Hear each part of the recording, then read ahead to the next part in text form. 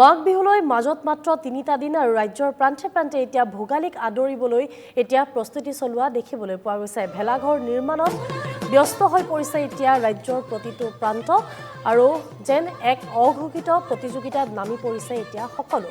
চহা পৰম্পৰাক ধৰি ৰখাৰ চেষ্টা তেওঁলোকে কৰিছে অসমীয়াই আৰু এতিয়া বিভিন্ন প্ৰান্তত দেখিবলৈ পোৱা গৈছে ভোগালীক আদৰাৰ বাবে প্ৰতিগৰাকী অসমীয়া এতিয়া ব্যস্ত হৈ পৰা পৰিলক্ষিত হৈছে। বজাৰসমূহত এতিয়া দেখিবলৈ পোৱা গৈছে বিভিন্ন পিঠা পনাৰে ভৰি পৰা দেখিবলৈ পোৱা গৈছে আৰু উৰুকাৰ নিশা সকলোৱে লগে ভাগে এসাঁজ সুন্দৰকৈ খোৱাৰ বাবে এতিয়া প্ৰস্তুতি অব্যাহত ৰাখিছে। বিভিন্ন স্থানত আটকধুনীয়াকৈ নিৰ্মাণ কৰা হৈছে ভেলা ঘৰসমূহ। আৰু এই সন্দৰ্ভত আগবঢ়াইছোঁ নাৰায়ণপুৰৰ পৰা দেৱজিৎ দুৱাৰাৰ এক প্ৰতিবেদন। হয়, হেঁপাহৰ ভোগালী বিহুক লৈ ৰাজ্যবাসীৰ মাজত ব্যস্ততা বাঢ়িছে। পুৰুষসকলে ভেলাঘৰ লগতে মেজি প্ৰস্তুত কৰাত ব্যস্ত হোৱাৰ সমান্তৰালভাৱে মহিলাসকলেও পিঠা পনা বনোৱাত ব্যস্ত হৈ পৰিছে। মই বৰ্তমান উপস্থিত আছোঁ বিহপুৰীয়াৰ বাঢ়নী গাঁৱত আৰু বাঢ়নী গাঁৱৰ মহিলাসকলেও প্ৰত্যেক বছৰৰ দৰে এই বছৰ এনেদৰে ঢেঁকীশালত তেওঁলোকে পিঠাগুড়ি খুন্দিছে আৰু তাৰ সমান্তৰালভাৱে যি বিভিন্ন পিঠা পনা ইয়াত প্ৰস্তুত কৰিছে। একাংশ মহিলা আছে, মই তেখেতসকলৰ লগত কথা পাতিবলৈ চেষ্টা কৰিম। ইতিমধ্যে বাইদেৱে ধুনীয়াকৈ পিঠা প্ৰস্তুত কৰি আছে। কি ক'ব এইবাৰ? কি ক'ব আচলতে কেনেকুৱা লাগিছে? এবাৰ ভাল লাগিছে। এবাৰ কৰোণা হেৰিবিলাকো নাই, সেইকাৰণে ভাল লাগিছে। পিঠা পনা বনাই আমি আগতীয়াকৈ যোগাৰ কৰিছোঁ। আমি এনেকৈ কাৰোবাৰ অৰ্ডাৰ চৰ্ডাৰ থাকিলেও হেৰি কৰোঁ। কি কি পিঠা বনাইছে? আৰু আমি বগা পিঠা বনাইছোঁ, তিলৰ লাড়ু বনাম আৰু তেল দিয়া মালপোৱা বনাম, তেল দিয়া পিঠা বনাম, নাৰিকল লাডু বনাম। প্ৰত্যেক বছৰ বনাওঁ। আমি ভোগালী মেলাটো যোগদান কৰোঁ। হয় হয়।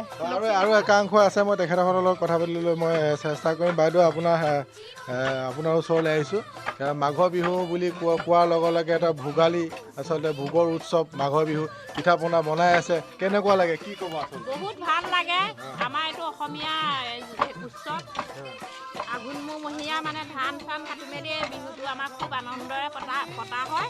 সেইকাৰণে আমিও আগবাঢ়ি আহিছোঁ আৰু আপুনি হয় পিঠাগুড়ি খুন্দি আছে, আপুনি নাৰিকল লাডু এতিয়া বনাই আছে আৰু এইটো কি মালপোৱা বনালে?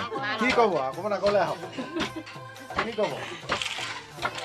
আমাৰ মাঘৰ বিহু উপলক্ষে নাৰিকলৰ লাড়ু, বগা পিঠা, মালপোৱা এইখিনি বনাই আমি ভোগালী বিহুটি লগ মানে ধেমালি কৰি নাচি বাগি পতাম বুলি ভাবিছোঁ।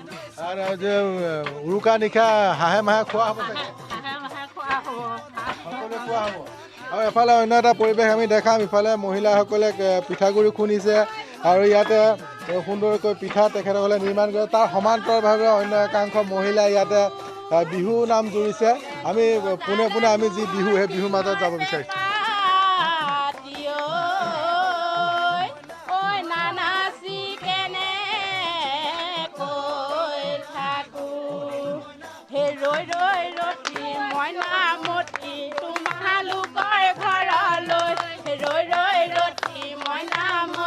সদায় যাব পাৰোঁ মই ৰৈ ৰৈ ৰতি মইনামতি যদি দিয়া যদি দিয়া মৰমৰ মা ৰৈ ৰৈ ৰতি মইনামতি তোমাৰ নুমাৰ দেলাৰাই ৰৈ ৰৈ ৰতি মইনামতি তোমাৰ নুমাৰ দেলাৰাই ৰৈ ৰৈ ৰতি মইনামতি সদায় যাব পাৰোঁ মই ৰৈ ৰৈ ৰতি মইনামতি সদায় দিয়া মৰমৰ মতি দিয়া মৰমৰ মা।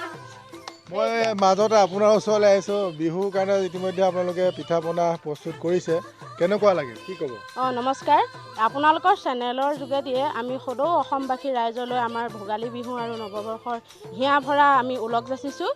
আৰু আমি আজি এয়া ২ নং গোসাঁইপথাৰ মহিলাসকলে একত্ৰিত হৈ আমি মানে পিঠা বনাইছোঁ, বগা পিঠা বনাইছোঁ, মালপোৱা বনাইছোঁ, তিলৰ লাড়ুৰ কাৰণে প্ৰস্তুত কৰিছোঁ, তাৰপিছত নাৰিকলৰ লাড়ু বনাইছোঁ আৰু আমি ঢোপ পিঠা বনাম আৰু পিঠা সান্দহ গুড়ি এইবোৰ সকলোবোৰখিনি আমি প্ৰস্তুতি কৰি আছোঁ। আৰু আমাৰ কোমল চাউল, তাৰপিছত ভজা চাউল, সান্দহ গুড়ি এইবোৰ পেকেট হৈ আছে।